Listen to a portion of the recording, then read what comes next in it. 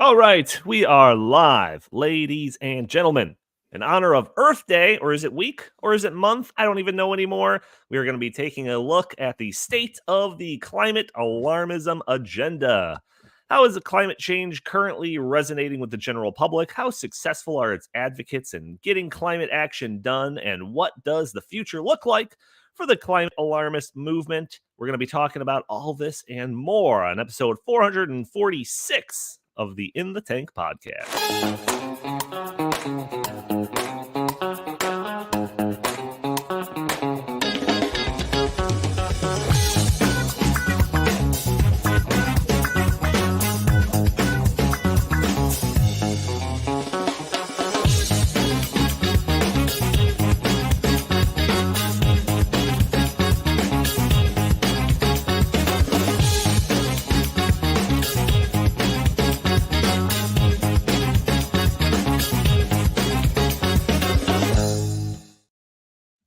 Booyah! Welcome to the In the Tank podcast. As always, I'm your host, Donald Kendal, and joining me today, I've got Jim Lakely, VP of the Heartland Institute. How are you doing today, good sir?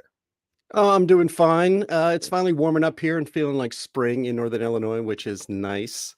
But there's so much crazy stuff going on in the world. I mean, I can't believe we could do a 5-hour show just on all the crazy stuff, not including the climate, Earth Week, Earth Month crazy stuff going on. But when you see a news alert that Harvey Weinstein's rape conviction was overturned, you know the world's going a little nuts. Yeah, no doubt about that. That was a surprising one to me. Also joining us, we have Chris Talgo, editorial director here at the Heartland Institute. How are you doing today, good sir? Well, I feel left out because you guys all have cool blue shirts on and I didn't get that memo. So thanks, Donnie. Appreciate that. Okay, but here's what I really care about today. I should say tonight. The Bears have the number 1 overall pick and we have the 9th pick. I guess we're going to take this quarterback from USC named Caleb Williams, who's supposed to be pretty good. He better be, because we haven't had a good QB in a very long time. And with that number one pick, gosh, I really hope we get a good receiver and we just put up, 70 points a game. And Bears football is not about 3 yards in a cloud of dust, and it's just all about, this awesome offense. Yeah, doesn't that sound like fun?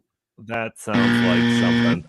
Also joining us, we have Linnea Lueken, research fellow for climate and energy topics here at the Heartland Institute. I abbreviated your title. Linnea, thank you for being on with us. Thank you. I always like to be on here. And yeah, I didn't get any memo about wearing blue shirts either, but apparently it was subliminal or like it's one of those great minds computer things. Or something. Yeah. It's one of those great minds things. I don't know what that says about Chris, but hey, Blue what planet, are we it's Earth Day, Yeah, right. Yeah. Pale blue circle, whatever it is. I don't follow the trends, Donnie. Yes, that's the trends. That's all I can say. Good point. Before we get going, we do have a lot to talk about. Audio-only listeners that are catching the show probably on a Friday or later. First off, why don't you write a review for us on iTunes? That would be greatly appreciated. But you could also join us a day earlier on Thursdays at noon Central Time, where we are live streaming on Facebook and YouTube and X, and not Rumble today. Couldn't get that working for some reason. But and you can join the conversation, throw your comments and questions in the chat. Maybe we'll show your comments on the screen. Maybe we'll address your questions on the fly.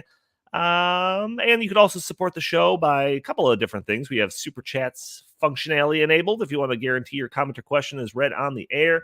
Or if you want to support the show without spending a cent, but just spending a couple of seconds hitting that like button, sharing this content, subscribing if you haven't already, or just leaving a comment under the video, all help break through those big tech algorithms that prevent content like this from being shown to more people.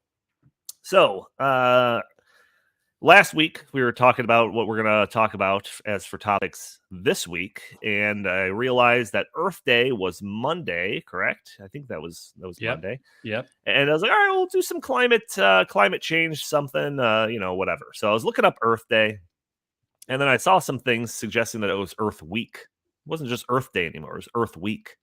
So then I was looking that up, and I found earthday.com or earthday.org was referring to it as Earth Month.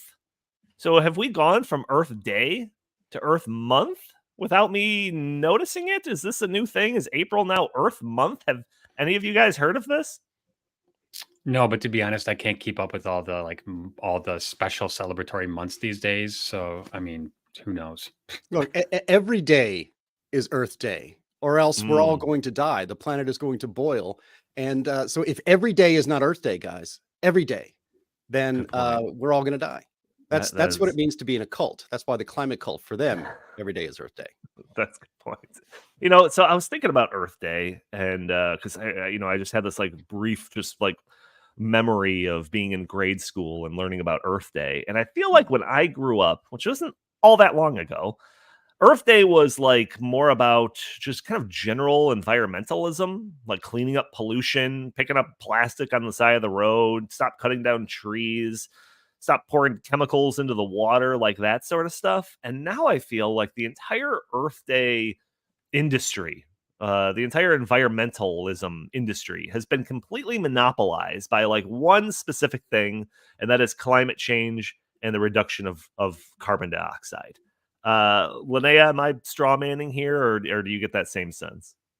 No, that's pretty much it. If you're living somewhere like where I live, you might have some local, like the DNR might put on a oyster shell recycling program or a beach cleanup or something, but it really is pretty much all climate change all the time now, which is a shame because some of while climate change actually is not making extreme weather worse, so it's really not impacting people all that much.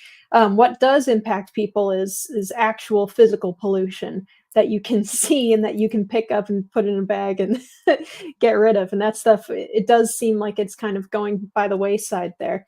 Not to mention the land requirements of things like wind and solar, the mining requirements and everything for them. So it's a little bit weird. In many cases, I think that the climate stuff kind of runs afoul of the old ideals of Earth Day in the first place. Yeah, Jim, I don't know how far back Earth Day really goes. I don't know the origins of it, but I assume, it's the same deal as you growing up, that like Earth Day, it's more about like picking up the trash on the side of the road. Like, when did it heavily morph into just being a, political carbon dioxide, global warming sort of thing? Well, I believe, just going on memory, that Earth Day is slightly older than me. It was April 22nd of 1970, I believe. April 22nd, of course, is also Lenin's birthday. Not John Lennon, but Vladimir Lenin's birthday. The revolution, the Bolshevik revolutionary. So I don't think it's Six an in one, accident. half a dozen in the other. I don't know. Yeah, right. Yeah, I don't think it's an accident. And Earth Day, of course, was Linnea, you might remember the name, founded by a man who was later arrested and convicted of killing his girlfriend and shoving her into a chest. So it has, I would say, suspicious beginnings. But yeah, I grew up as a child in the 1970s, and I think I've mentioned this on this podcast before. The commercial with the fake Indian with the tear coming down his face while he looks at the garbage that's in the on the side of the road and in the river and all that stuff. That was what Earth Day was about. I was a Boy Scout, and when we would go camping, if we ever camped in a state park, the campgrounds were always pretty much not filled with garbage, but they were not very clean. But the Boy Scout way to camp was always leave the campsite cleaner than when you got there. And we would just line up and just walk slowly and pick up even the tiniest little piece of trash out of the campsite. So when a Boy Scout troop has been to your campsite right before you, it's going to look fantastic. But that's what Earth Day was about. It was about ecology. It was an ecological movement, and it got hijacked by, the professional environmental movement. I've said on this podcast and also on our the Climate Realism show that maybe at least a decade ago, in the past, the Environmental Protection Agency should have said, "We did it, guys. We cleaned up the air, we cleaned up the land, we cleaned up the water. It's job well done. Let's cut the staff by 90%. Keep a few guys in the office and an office here and there just to make sure things don't get messy again." But the Environmental Protection Agency, we have protected the environment. But just as the EPA now has been weaponized by the ecological, or I should say the environmental left, and so has Earth Day, in which they treat carbon dioxide and all human activity as a threat to the planet itself. To the people that celebrate Earth Day these days, these people are in a cult, and they consider humanity to be a disease like on the Earth, like like in the Matrix. Right. That all human activity there doesn't seem to be any human activity or any animal activity for that matter when they're talking about like we need to breed cows that fart less. That was the latest headline today. There seems to be no activity on the Earth that they are satisfied with or they consider okay. Zero. And as Linnea pointed out, their solutions to save the planet are actually the most ecological destructive things you might possibly do to the Earth if you're going to be putting in all these offshore wind and wind on land and solar panels. So, we're kind of mocking it here, but I think it's important to understand that what began as a benign and positive thing to be looking out for the ecology of the Earth has now morphed into really an oppressive, punishing holiday. And these environmental leftists, they celebrate it every single day, and they use that, they celebrate it by interfering in your life in as small a way as possible, just because you're a disease. Yeah, I mean, Chris, do you agree with that? I mean, isn't it a shame that Earth Day has been kind of co-opted into this, like, basically, like, Al Gore Day sort of thing, as opposed to, I mean, we've talked, you're sympathetic to the idea of, like, going around and cleaning up your kind of hometown and all of that sort of thing. And it's like, now, though, it's like, when you hear Earth Day, like when I brought it up to Jim last week on the podcast, he like jokingly talked about how he was going to celebrate by like turning on his generator and all of his lights in his house or whatever. It's like, that's where we've become when this whole thing has been monopolized by the, climate change agenda. What do you think? Yeah, when I was growing up in the early 90s, mid 90s, Earth Day was all about going and planting trees in your neighborhood and cleaning up. We would, go on walks and, clean up around the school and stuff like that. One of the things that I've noticed from the mid 1990s and, fast forward to the mid 2020s, America's much dirtier. I've written about this extensively. It's more polluted. It's more littered. Go to Chicago and there's just garbage strewn everywhere. Even on my way to work this morning on Arlington Heights Road, there's just a giant mattress flung, I guess, off of a pickup truck or something, just in the median of the road. Just probably be there for 3 weeks, because part of the reason for that is, and I have extensive experience with this, the the roadways are very difficult to clean up. You would think it'd be so easy. You think that local people could just go clean them up, but no, it's all about jurisdiction. If it's a county road, if it's a state road, or blah, blah, blah, blah, blah. So, there's all that kind of like bureaucratic, gobbledygook going on there. But Donnie, just to get to the, I guess the bigger point of what you're saying is, I think when Earth Day was launched in 1970, it was launched under good pretenses. It was launched because back then, for better or worse, President Nixon and whoever else was in charge thought, what, we need to do some things to clean up, our air and water. I get that. They accomplished that, like Jim said. It's now morphed into just nothing but a power money grab. And it's all about green energy, and it's all about these projects, these offshore wind farms, these electric vehicles, all this stuff. It's all about money, money, money. So it's just sad. It's sad to me that they take something that really does matter. Of course, we want our Earth to be clean. We don't want litter. We don't want pollution. We don't want all that stuff. But at the same time, they are using it to make money, and in the process, they are actually making things worse, not better. Take offshore wind farms, for example. The amount of environmental degradation that they produce, whether it's the procurement process of those precious metals and those rare earth elements and all that stuff, or the havoc that it creates on marine life in these oceans, especially for majestic mammals like whales. They don't care. They don't care because it's all about money, money, money. So I'm sure we're going to go into this in many different facets, and this is just the opening here. But to me, that's what this really is about. It's about people just making money. Yeah, and I don't know if this is just like the times that we're in, or a result of just the current state of the media, or maybe the internet culture and social media or whatever. But like, I just can't stand how everything becomes so polarized all of the time, just whatever it is, right? It's like something like Earth Day. Like, why does it have to be geared towards something that's like polarized? And it's like, and it's not just polarized because, you know, we're at the Heartland Institute or whatever. You can go look at polls and show, you know, people's kind of mindsets when it comes to climate change. If it was just about, seriously, like just about cleaning up trash and making sure you're taking better care of like the environment around you, who could that possibly upset? But no, it's got to be this thing that's divisive. It's got to be this thing that's controversial. It's ridiculous. So I long for the day where we can return to our Earth Day back to like its original roots and intentions and You all know, of that. I think the funny thing is that most Americans agree with what you just said, and I'm willing to bet. In Linnea, I used to live in Bluffton, South Carolina. I remember that we used to do the May River cleanup. You know, a couple times a year. We would also just, you know, Donnie, that was all voluntary, organic at the local level. There was no government program for that. That was just a bunch of people saying, "Hey, we love our little river. It's, you know, the bread and butter of our town. We want to make sure it stays clean." Same thing, you know, Linnea, with like all those other open spaces in like the Bluffton, Beaufort area. Oh yeah. Yeah, and one of the things, you know, I've lived in the Chicagoland area, the northern suburbs, and in Hilton Head, Bluffton, Beaufort, South Carolina for many years.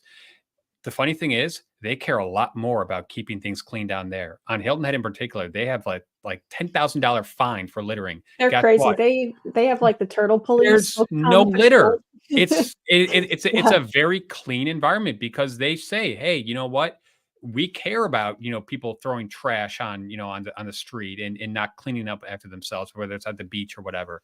But then you go and, you know, to you know, a Chicago public beach, North Avenue Beach, for example, there is just stuff, rubbish everywhere. So Right. I can't take these people seriously if they won't even do the most basic thing, like just keep areas clean, but they're, you know, crying their eyes out about the particle levels of some crazy, you know, carbon dioxide, and just like, come on, Yeah, right. let's get back to basics.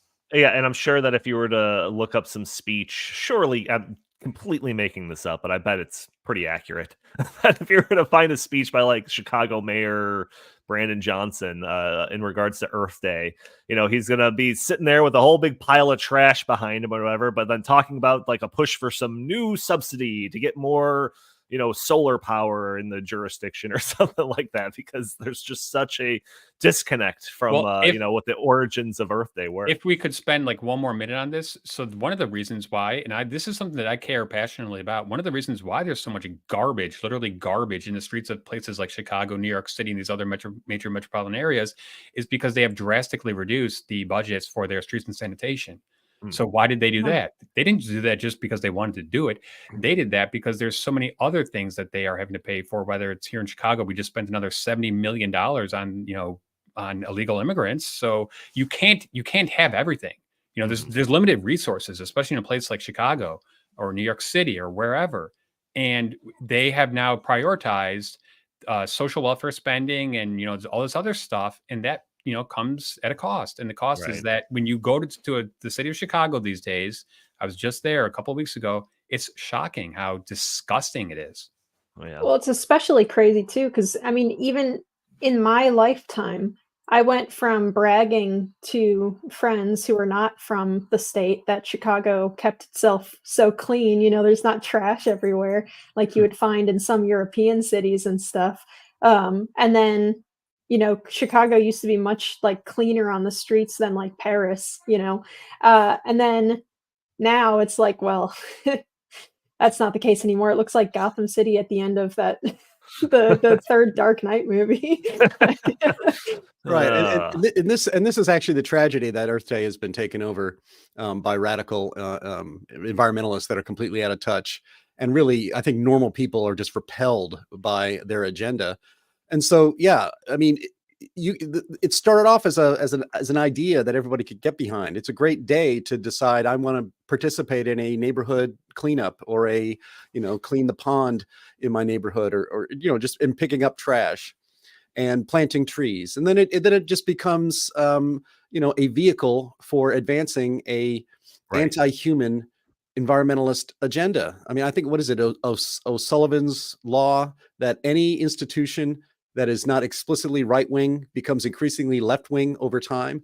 I think Earth Day, of course, was, started, and it was kind of a liberal holiday, right? But now it's just become so far, it's just become dominated by absolute radical leftists that it makes it impossible, really, for normal people to kind of get behind it because of who runs it now and what it's actually used for, which is compelling people to basically reduce their lifestyle, reduce their comfort, reduce their standard of living for no particular good end. It's a shame. Yep, no doubt, no doubt. Well, happy Earth Day, everybody. Happy Earth Month. I don't know what they're going to refer to it anymore, but we'll see if maybe we can get there one day. But, ladies and gentlemen, I want to talk about the state of the climate alarmist agenda. So, it is to be determined. We'll figure that out by the end of the podcast. So, I want to just start off this part of the show by just a little piece of kind of anecdotal evidence, I guess. So last week, I saw a few headlines, a few posts, a few comments referring to protests around the country, your typical blocking traffic and protests in college campuses, et cetera, et cetera. And I thought, wow, those climate protesters are kind of stepping up their game, huh? And then literally like days later, I found out that those weren't climate demonstrations, even the road blocking ones. They were all protests surrounding hashtag Free Palestine. And I don't think that I've ever seen engagement on climate change at the level that we're currently seeing for the hashtag Free Palestine and end the genocide hashtag, and that kind of realization, or that that when I saw that, I was like, all right, I've got an idea for the podcast. So that was the genesis of this whole episode was me seeing that those protests, which I thought were climate change, were actually about Palestine and Israel and all of that. So for the remainder of the episode, I want to go through a few facets of this climate alarmism movement and talk about how things are going. I have some charts and I have some polls. I have some news stories and some developments, and I have some proposals and plans for the future that I think will shine a light on the current state of Climate Alarmism Incorporated. But before I get into some of those things, I'm just kind of curious as to your, the panel's gut instinct when it comes to the state of things, climate alarmist. So, Jim, you first, since you have been immersed in the climate debate longer than any of us. What is your sense of how the climate movement is faring in the year 2024? Yeah, I was thinking about this, and these should be the salad days for the environmental leftist movement. They have a White House that is headed by a doddering old man, but the policy is actually run by absolute out of touch with the mainstream of America radical leftists, and they are imposing every dream they've ever had about fixing the environment and pushing their agenda. It seems there is no limiting principle on how they will push hard for their agenda, to the point where they want to ban everything that is good in your life at your house. They want to take your car away and make you get into an electric vehicle that you won't be able to afford. So I guess you just won't have a car. They want to take away even your gas stove. They don't want you to burn wood. You can't have a wood burning stove anymore. And so they have their hands on the levers of federal policy, and they're pulling everyone they can get a grip on to advance their agenda. With all of that said, as we're going to show with some of the stories and information we have on this podcast today, it doesn't seem to be pushing the American people to agree with him on these sorts of things. And eventually you're going to see more lawsuits. A lot of this stuff is going to be stopped. And of course, if we have a change in administration in January of 2025, all of this nonsense will be put to a screeching halt. So if I was on the environmental left, I would be pretty happy. But to be on the environmental left is to be an unhappy person. So I think it's kind of a dilemma they have. Chris, I'm going to go to you next. As somebody that consumes more media on both sides of the political aisle, what's your take on the current state of the climate alarmist movement as of the year 2024? Desperation, total desperation. I think it's become so politicized. It's become such a divisive issue. You've got a bunch of people in this country that just think this is all about command and control, economic planning coming from the White House and coming from the federal government. Just like Jim said, it's about, I think many Americans think it's about restricting liberties, whether it's saying you cannot buy an electric vehicle in the near future, you can't have this kind of washing machine anymore, you can't have this kind of air conditioning unit anymore, you can't have this anymore. And I think what really boils people's blood is when they see the people who are imposing these bans not be subject to the bans themselves. So, like, for example, when that gas stove thing came out, there was pictures all over the internet of Kamala Harris cooking on her humongous gas stove, and same with the Bidens and just like all these people. So it's like, whether it's the, people flying in their jets telling us to get rid of our cars, like whatever. I think that they've been doing this for so long that it's now gotten blatantly obvious to the American people that these people are saying one thing but doing another thing.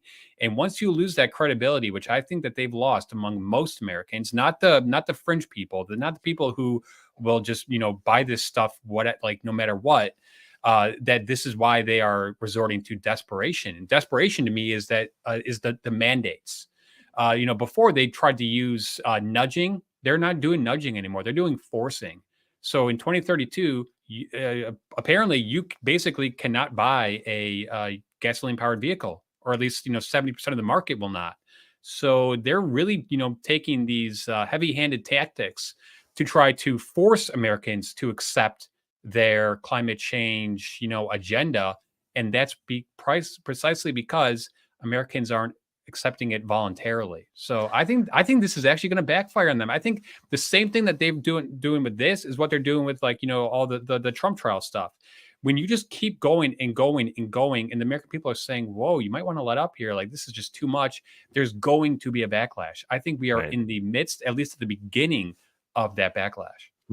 Very interesting. Linnea, going to you last here. As the policy and energy wonk more than any of us on this podcast, what is your sense of how the climate movement is faring in the year 2024? Well, I think that Chris is right that they're feeling a little desperate. They're pushing way harder than they have previously. They're amping up the rhetoric, even as they publish article after article talking about how ramping up the rhetoric is causing the slippery bar of soap effect, where they're squeezing so hard that it's just going to pop right out of their hands. Sure. However, I do think that there's something to be said of the kind of slide into a tech oligarchy that we're getting into, where when you have every single major investment firm, every single major corporation, and the government all pushing in the same direction, I don't think that they give two hoots about what the popular opinion is on this stuff, or if people are getting sick of it or not. I think that they're going to keep trying to plow ahead no matter what.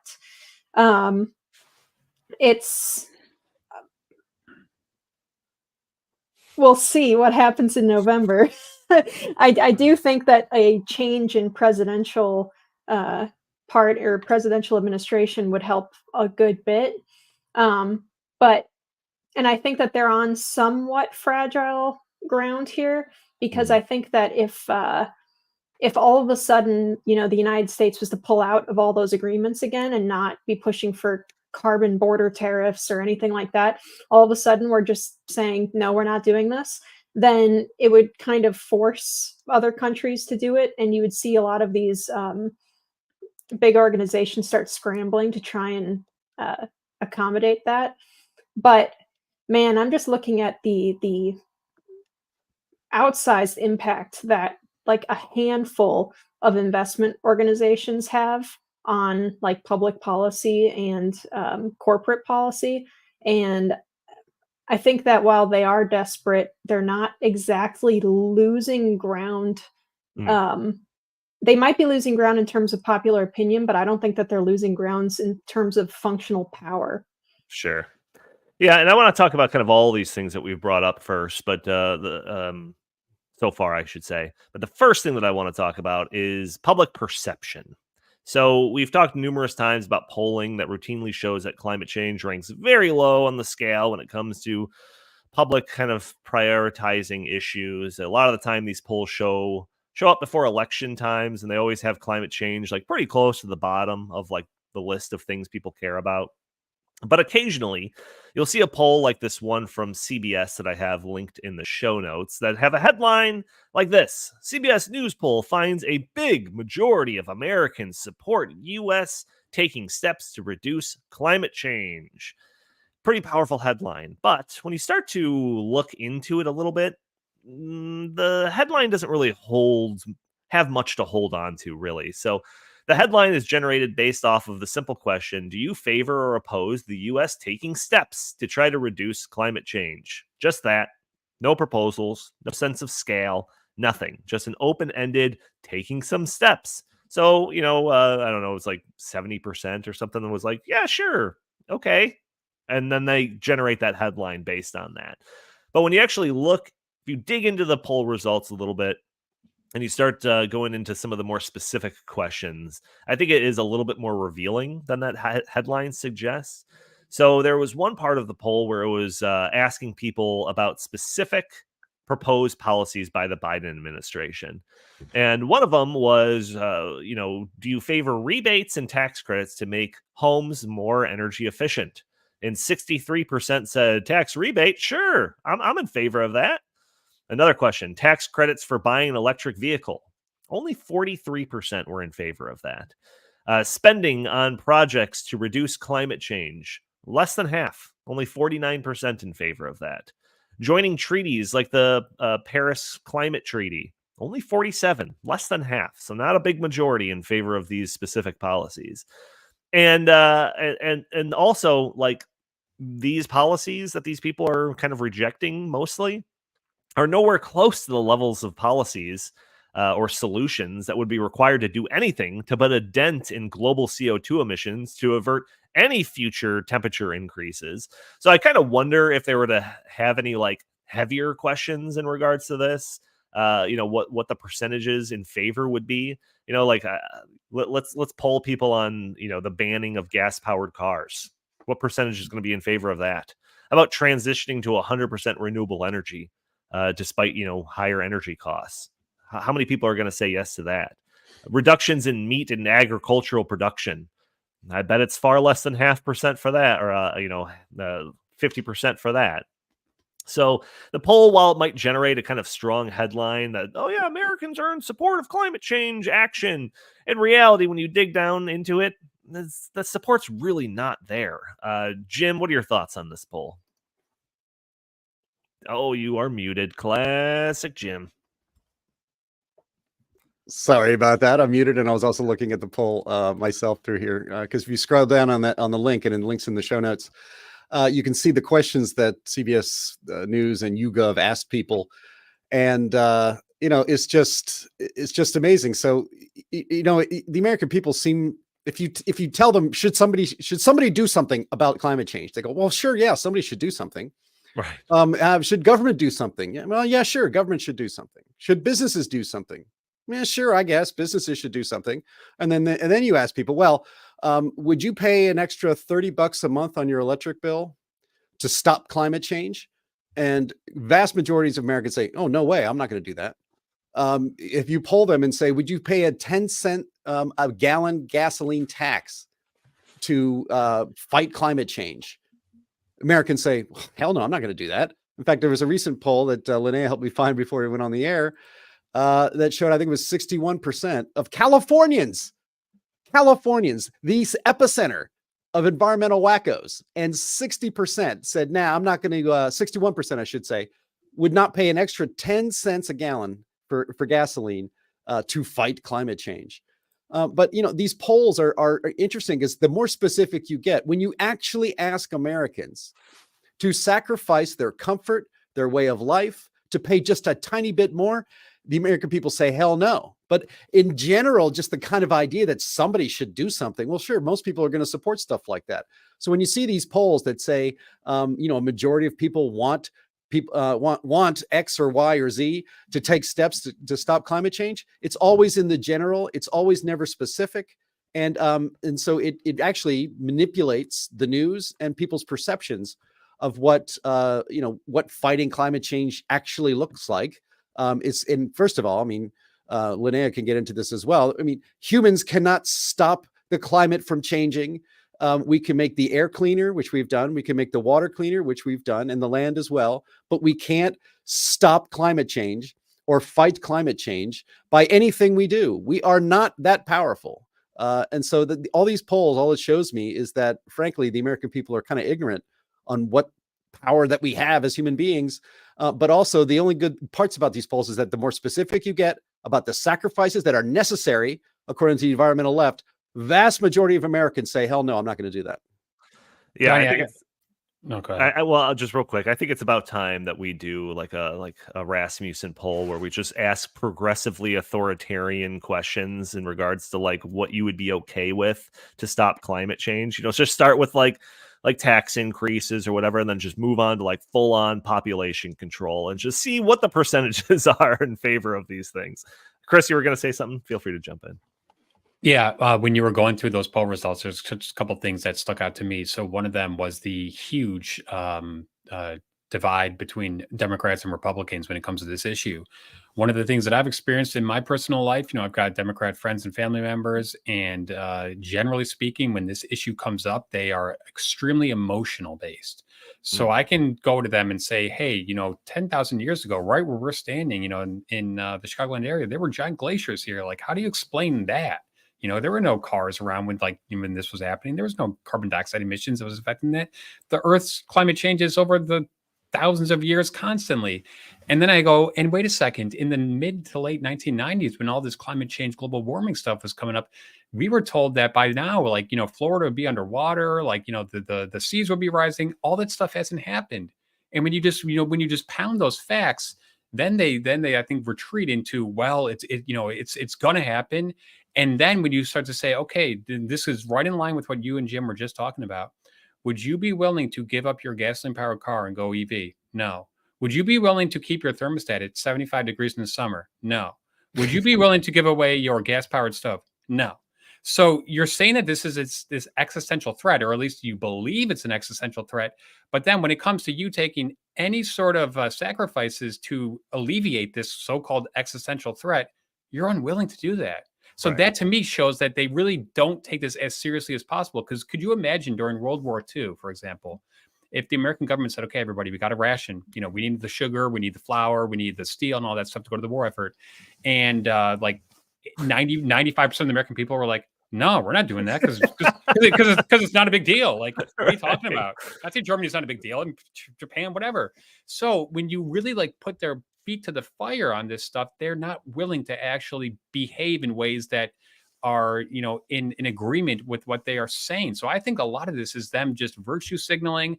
I think a lot of people are just scared to come out and say, you know what? I think this climate change stuff, global warming stuff, whatever you want to call it, it's just a giant sham. Mm-hmm. And I think that needs to become like normalized. Sure. And I know that I get a lot of flack when I go and talk to people and they start asking me questions about this. And I just tell them, okay, you know, this is a very touchy issue. So I'm going to go very logic and reason-based here, evidence-based. And then they just go into a tizzy. So I think that is one of the big things is that they've been manipulated. They've been indoctrinated. It started when I was in like grade school. And it's accelerated ever since. And when I was teaching not that long ago, you know, 7 or 8 years ago now, wow, it's actually been a while. This was like just across the board. Science class was not about learning about earth science. It was about fighting climate change. Mm-hmm. And it infiltrated English. It infiltrated social studies. It infiltrated every subject matter. And I'm just sitting there going, wow, these kids can't even read or write, but they are really knowledgeable about this supposed climate change, you know, problem. So, you know, yeah, but like I mentioned before, you know, now it's not that they're experts on you know, climate change. It's that these kids in college and everything are just perfect experts when it comes to Israel and Palestine and the Middle East. So that's where their expertise is coming in, I guess. That too. Linnea, I want you to weigh in on all this. Yeah, there you go. All this stuff in regards to kind of public perception of this issue of climate change. But I just want to read one more headline first before I get your reaction. And this headline's got to be like one of the bigger like gut punches to just like the climate alarmist crowd that there can be. This is an article from Investor Relations Magazine. Earth Day poll finds waning global interest in climate change, but most still want businesses to act. And in it kind of talks about the findings of this, showing that there's like a dip in people's caring about climate change as a existential threat issue. But in it, it says millennial and Gen Z men feel more apathetic and fatalistic about climate change compared with older generations and women, notes the report. 3 in 10 say it's already too late to tackle climate change. And then they just go back to playing video games and watching TikTok or something. I'm not really sure. But Linnea, you probably have your finger on the pulse more than any of us when it comes to these polls in terms of the popularity of this subject, this issue, and with the general public. So what's your take on all of this? Yeah, this is something that I find is a serious problem, not just for the Greens, but like all of us in general. As we were talking about just a minute ago, there's generations and generations of kids who have come up, like my generation came up in school where almost our entire science work was devoted to climate change stuff, talking about how if we don't stop it right now, if we don't make sweeping huge changes, if we don't like overhaul capitalism and transfer over to a net zero economy like right now or yesterday, then the world is going to explode in a fireball or something. Or we're going to have mass extinctions, and we're going to have the seas are going to rise and swallow up Miami, and we're going to have huge hurricanes and tornadoes and storms all the time, and it's just going to be chaos every day forever. Okay, so imagine growing up with that being the message that's pounded into your head every single day for years. Right. And nothing is ever done. None of this sweeping transformation of society is occurring. And you're being told that that is the only way to stop it. You're going to quit. Yeah, I mean, there's human beings only have so much emotional bandwidth, right? Like you cannot handle living day to day being worried about an existential threat for decades that never comes. I mean, that's like you either become totally nihilistic about it, or you build a doomsday bunker and start sending mean packages to the government buildings, there's kind of two ways that you can go with that. So it's a horrifying prospect for a lot of these kids. And the good thing is you have a lot of people who have also just given up on the idea that it actually is an existential threat. And they're saying, hey, you keep saying that this stuff is going to get worse, and it's really not. And I don't really feel like doing all the stuff that you've told me to do, so I'm just going to choose to believe that it's nonsense. And which is why I don't really get mad at people when they take a rather unscientific, I think, and kind of inaccurate exaggeration when they say like climate change is fake. Mm-hmm.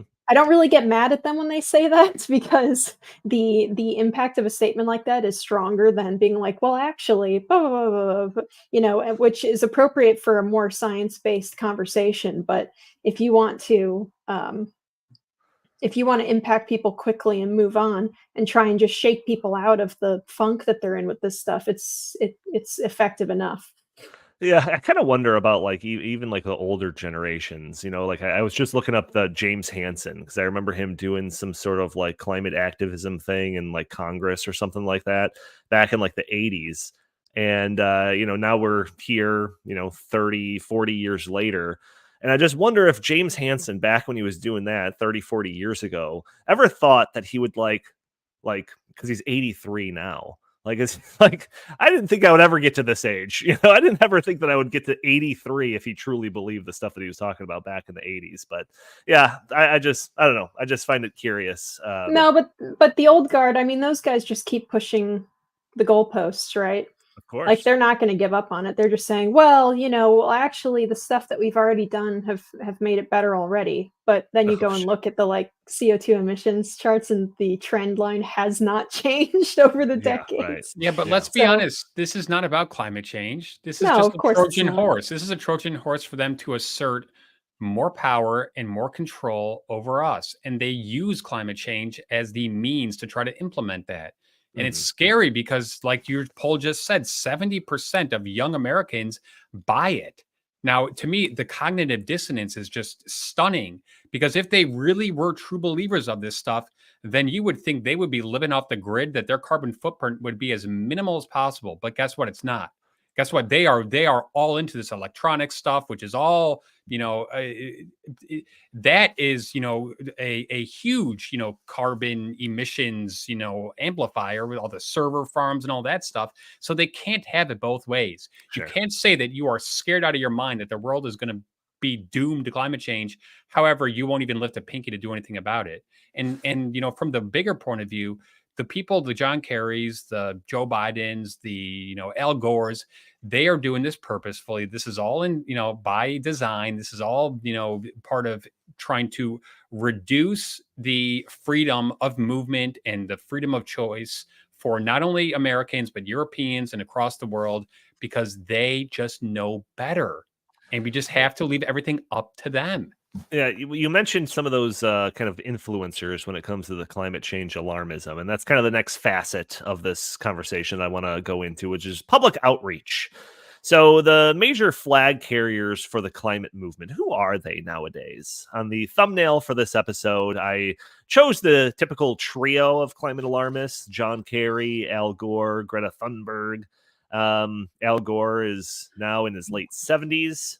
John Kerry is retiring as the climate czar for the Biden administration. He is 80 years young. Greta Thunberg, she's kind of lost her shine recently. You don't really see her too much. I mean, she's doing some protests in Europe and all of that, but she used to be kind of like a mainstay kind of personality when it comes to all of this. So I'm just kind of curious, who's the real kind of face of the climate movement? Even the AOC, who was like the face of the Green New Deal, like I feel like she's talking more about just like the Middle East and Trump more than anything than climate change stuff nowadays. Al Gore, I mean, it's been how long since Inconvenient Truth? Now you only see Al Gore like once a year on some like Davos panel or something like that. And to me, and maybe this is completely biased, and maybe this is just part of the media echo chamber that I'm stuck in or something like that. But to me, it seems like the people that are most front and center when it comes to the climate change stuff are like the radical protest groups, like Extinction Rebellion. These are like the radical protest groups that throw paint on artwork and spray paint on buildings and block the roads and glue themselves to pretty much everything that they can get their hands on. They're disrupted sporting events and public transit. They're basically doing everything in their power to make as many people annoyed with them as possible. But it seems like when it comes to climate change and who you think is like the people that are really trying to like push that agenda forward or action on climate change, it feels like it's the radical protesters. Jim, am I wrong on this? But it's not them. They're being funded by Soros. They're being funded by BlackRock. Those are the people, the Svengalis, who are really pulling the string. I think it's a giant mistake to point the finger at them as they're the problem. They're not the problem. They're just the messengers in this. They're just the ones who are the foot soldiers. It really matters to people who are pulling the strings at the worldwide level, whether it's Klaus Schwab, the Great Reset, those kind of people. Those are the people who really are wielding the power here. Sorry, Jim, go ahead. No, I don't disagree with that. But those, you're saying those are the people behind the scenes pulling the strings. I'm saying who's the face of this? Who are like the flag carriers of this movement? And it seems like it's that. But Jim, go ahead. Yeah. I don't think you can really, Greta was the last real, international single entity spokesperson for the climate cult. But I think, as Chris points out, radical, well-moneyed leftist outfits are financing the climate cult, and it's not to save the planet. It's to impose, what's the name of this channel? Stopping Socialism TV. It's to impose command and control socialism on economies and society. That's what climate activism is. It's the bus in which all of these radicals sit to drive us farther to the left and eventually over the cliff. That's what it's really about. But I think to most people, the face or the most public facing part of radical environmentalism today are those Extinction Rebellion nut jobs who are, stopping, protesting and sitting down across a freeway, or, super gluing their hand to a airport runway and stupid stuff like that. And people laugh at that, but there's a part, and they're doing destructive things. A part of me actually does feel sorry for them, has empathy for them, because they are completely brainwashed. They have lost any ability to think logically and rationally. If they got their way, billions of people on Earth would die. If we stopped using fossil fuels tomorrow, if we reduced our carbon footprint as a country to zero, not net zero, zero, if we did that tomorrow, billions of people would die. And this country, the United States, would crumble as a society. It would be gone in a week if we even lasted that long. Modern humans cannot live without fossil fuels. China is not going to stop digging up coal and burning coal, some of the dirtiest coal on Earth. India is going to do the same thing. The developing world in Africa, they're being paid off to embrace green energy, but that's not going to last forever because the money's eventually going to run out. And they want to live good lives. They want to live past the age of 40. They want long lives like we do, like we have here in the West, in the developing world, in mostly in the Southern Hemisphere. And so this is, if the environmental left got their way, again, billions of people would die, but they're never going to get their way because it is impossible to operate our modern society with all of this, with their religion, by all of us conducting the sacraments that they think are so holy. It's environmentally destructive, and it would be basically the end of humanity as we know it if we were to go down this road. And so I think most people know it. They kind of look at these radicals that are now the face of the global environmental movement, and kind of laugh. But I get a little nervous that they're getting a little too close to actual policy changes based on their religion. Yeah, I mean, Linnea, what do you think? This just seems like if this was like a business, and in many respects it kind of is, like this is like the worst marketing campaign to kind of get your product across that you could possibly come up with. I mean, one more headline, I'll let you comment on all of this, is actually it's not a headline, it's just a story about a group that's taking their notes from Extinction Rebellion. It's a group called Climate Defiance, and they're calling for a historic blockade of the congressional baseball game between Republican and Democratic members of Congress that's going to be taking place in mid-June. And they're justifying this protest of the last shred of civility in our government with your typical end of the world prognostication that's been going on for the last 30 or 40 years. Surely that's not going to go well. Surely none of the protests of the Extinction Rebellion have won any hearts and minds. So, like, what is the logic here? Like, I don't know. What are your thoughts on this? Just to be annoying and get press. I don't really know. I don't think it works on anybody. I think, frankly, a lot of Europeans are getting darn well sick of everyone blocking the roads and throwing paint on priceless pieces of art and stuff. Everyone's very annoyed with them. I've seen some extraordinarily angry Frenchmen over the past couple months when it comes to some of the road blockades and stuff. So, when they're getting really mad, it's going poorly for them. But in terms of these, these true believers, I don't know if I would say I feel bad for them, but I don't hate them. Because if they really believe this stuff, they really think that the world is going to end, then almost anything that they're doing, they can justify to themselves. And the furthest that they're going with it is making themselves a public nuisance and maybe sometimes some destruction of property, which is bad. But, considering the stakes that they claim that they believe in, it's not anywhere near as bad as they could be doing. It just seems like not that long ago, and maybe again, maybe we can chalk this up to like whatever echo chamber that I find myself in when it comes to news and media. But it just seemed like the people at the forefront of this were, I mentioned John Kerry and Al Gore, but even after you guys were talking, it was just like Leonardo DiCaprio or something, and like Bill Nye the Science Guy. Like those were like the idea of like scientists and people that could dress well were like the face of your movement. Right. And now it's like the complete opposite. Just like crazies gluing themselves to the ground. It's insane. Think about it this way. I think they're starting to read the room on some of the hypocrisy claims. Sure. I think they know that people are getting sick and tired of seeing DiCaprio fly a private jet everywhere on the planet and then show up and tell people that they need to stop driving their cars. So how about we have a bunch of scruffy teenagers through college age kids gluing themselves to the highway, not looking like they have a bed to sleep on. Right.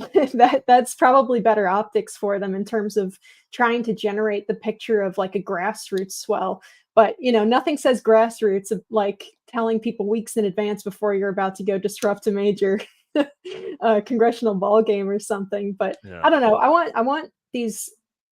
In an ideal world, these kids would wake up. We would get the real science out there in as good of a format and everything as possible, because we don't want these kids to like get hurt and be thrown in jail or something. We want to convert them to, Mhm. we want to have like um a reason or like a data-based reconquista for these kids. I would love to see this kind of enthusiasm against like the WEF or something instead Sure. of against the average person. That's the most incredible thing about this is the consistent message from people who are climate alarmists, where they position themselves as like these downtrodden, poor little grassroots people who just care about the earth, and they're up against the corporations and the governments and blah blah blah, when every single corporation and government is like groveling at their feet on this stuff, or at least Sure. they give the appearance of groveling. Um, Although I do think they have a point with the greenwashing thing. That's definitely something that happens left and right. I mean, Sure. it's pretty funny, but it's very bizarre to see people position themselves as like the victims or as um the like scruffy rebellion when they're actually the empire. Like, Right. it's You Right. know, so you know, weird. Linnea, just real quick. So you Yeah. mentioned about converting them, and I don't think that that's the right way to do this. It's not about converting. It's about, in this is something that's a much larger problem. We don't have fundamental truths anymore that are universally accepted, and I think a lot of that had to do with COVID and all this stuff about my truth and the what is science and all this stuff. No, there are fundamental truths. So either the atmosphere is on the verge of burning us up, or it's not. And this thing about like that is not something where it's like I have an opinion. Can have opinion on whether the color blue is a nice color, but you cannot just say, "Well, I just think that the world is going to end in 10 years if we don't do this," and that you all billions of people have to completely rearrange your entire life because I just really think this. We need to just get out of that crazy mindset, and I feel like it's so crazy because the Enlightenment was supposed to get us out of that, like mysticism, and we just think this kind of stuff. Why have we gone backwards? Why is there not just fact? Fact is fact. Reality is reality. Truth is truth.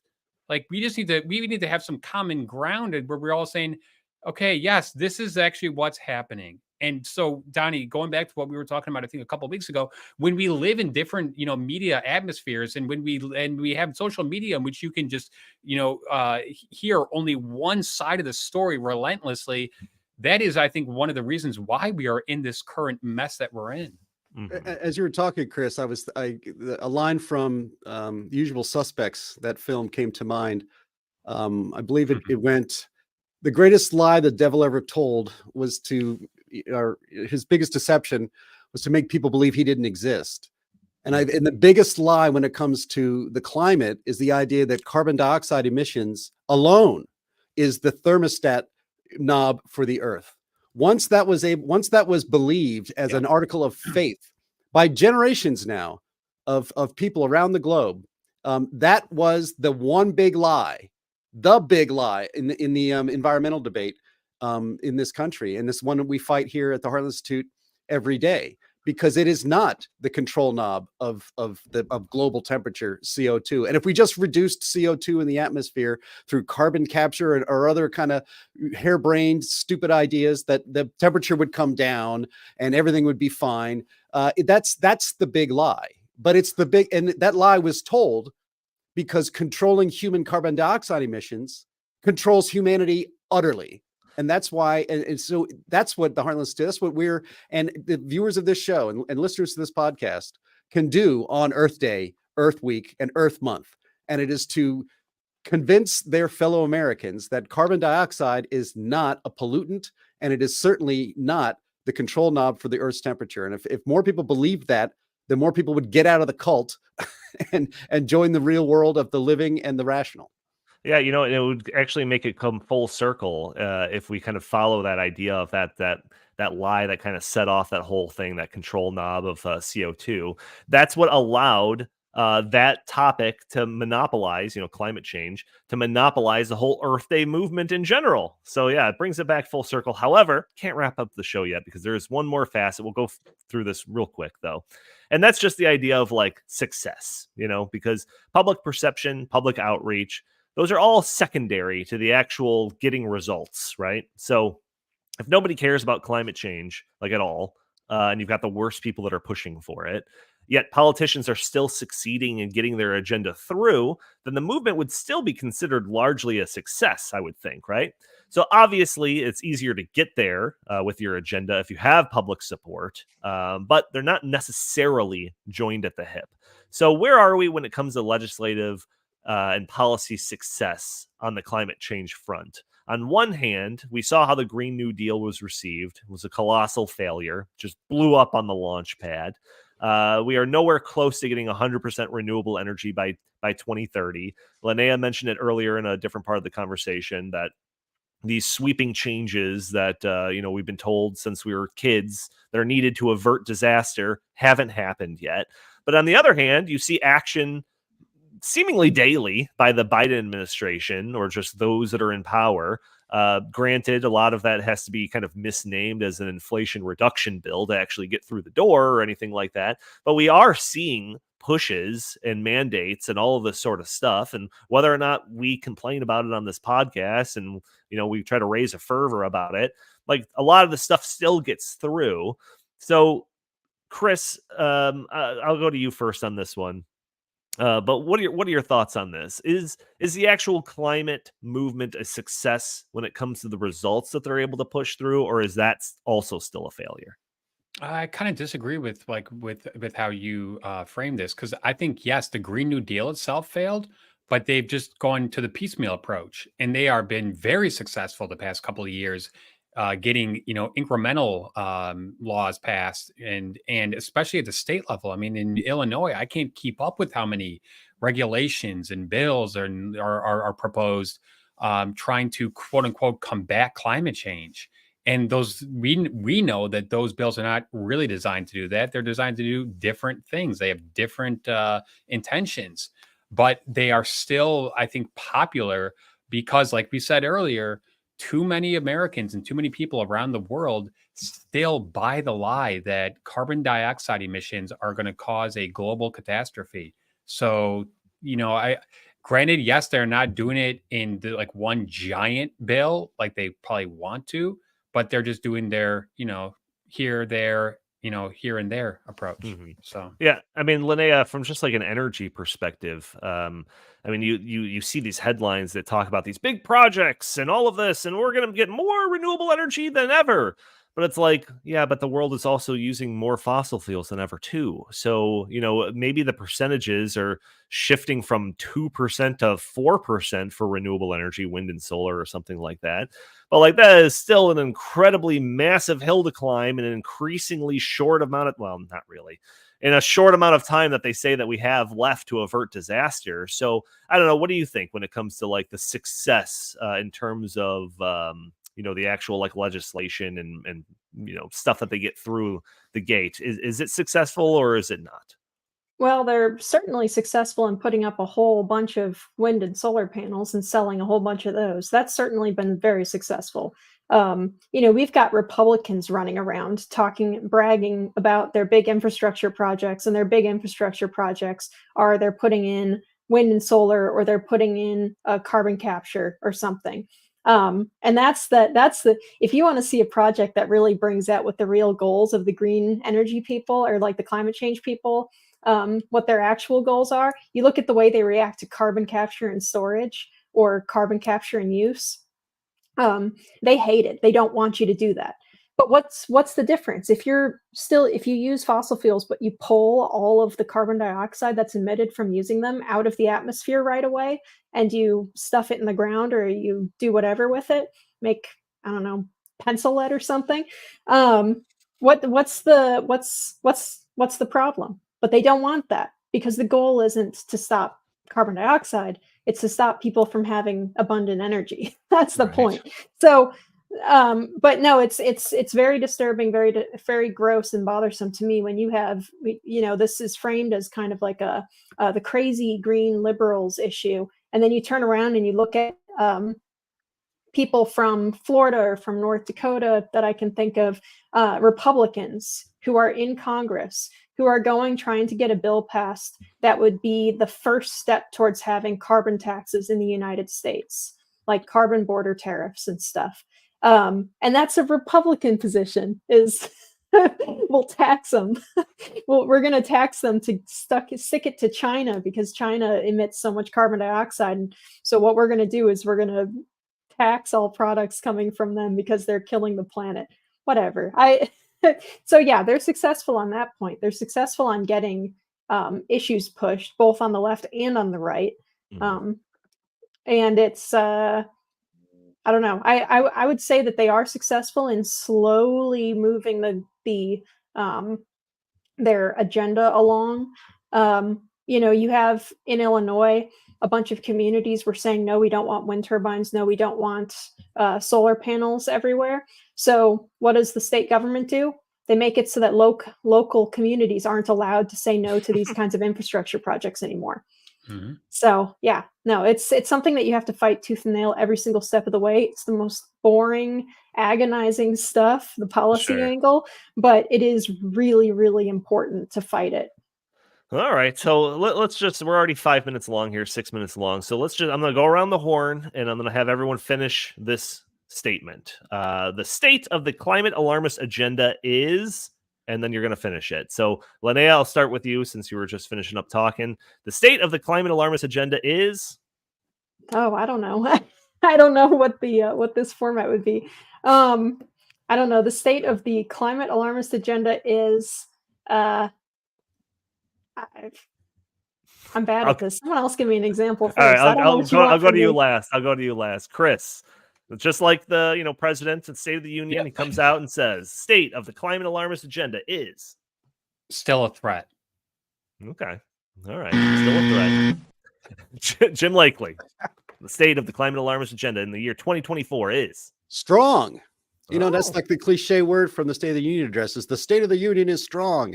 And the state of the climate alarmist agenda is strong at the moment. But I think that obviously the policies are poor, and I think their attitudes are depressing. But certainly right now, the state of the climate alarmist agenda is strong. Yeah, I guess I'll go to you. Let me say my piece, and I'll go to you last, Linnea. But I maybe relatively speaking, or not relatively speaking, it's strong. But relatively speaking, in just the face of like the last several years that I've been immersed in the whole climate change, debate and all of that, I feel like in 2024, the state of the climate alarmist agenda is not that great. I feel like it's kind of losing its wheels a little bit, especially, and I've harped on this now like 3 episodes in a row, but just like the way that it's going to be butting up against like those big tech things that I think Chris was talking about, and the AI and all the algorithms and all this generative AI type of stuff that like needs abundant energy. Where are you going to get that? It's probably not going to be wind and solar. So as of now, I kind of feel like it's not doing great. But Linnea, second try, the state of the climate alarmist agenda is? Right. Well, following Jim's, it would be stunning and brave in this case. But no, I would say they're under observance right now, or under observation right now. Gotcha. We're gonna keep an eye on them. The connection between the climate alarmist agenda and like the ESG or the WEF stuff is probably going to be their downfall, honestly. Because it brings a lot of people from all sorts of angles up against them. So I like that. So we'll keep hitting them on those points. All right. We'll see how this goes. 365 days later, we'll come back to this and we'll do another. Maybe we'll make a routine out of this. The state of the climate alarmist agenda every Earth Day from here on out. But just don't spring a pop quiz on Linnea next time she's on, or she might not come back. Good point. Good point. All right. Thank you all for tuning in to this episode of the In the Tank podcast. Join us every week for a new episode. For those audio only listeners that are catching the show on a Friday or later, leave a review for us on iTunes. That'd be greatly appreciated. Or you could also join us a day earlier on Thursdays at noon, where we are live streaming on Facebook and YouTube and X and usually Rumble. And you can join the conversation, throw your comments and questions in the chat. Maybe we'll show your comments on the screen. Maybe we'll address your questions on the fly. Also, you can follow us on Twitter or X at In the Tank Pod, or send your comments and suggestions to the show by emailing us at inthetankpodcast@gmail.com. Jim Lakely, where can the fine people find you? At J Lakely on X, at Heartland Inst on X, and always visit heartland.org. Fantastic. Chris Talgo, what do you have to pitch today? Likewise, heartland.org. Awesome content up there. Go to the opinion section. Some really good op-eds have been written the past couple of weeks. And please go and look at our Socialism Research Center page, because that's the place to be. Also, Linnea Lueken, where can the people go to find your work? Please go to climaterealism.com. We have a ton of great stuff on there. We also have a live stream every Friday at the same time as this one.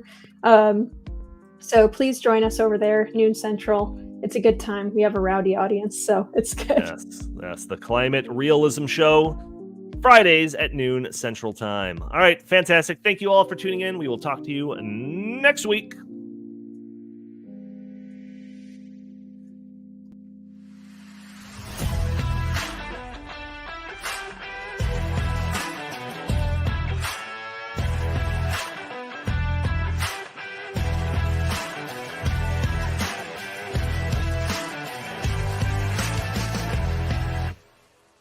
He's a lion, dog-faced pony soldier.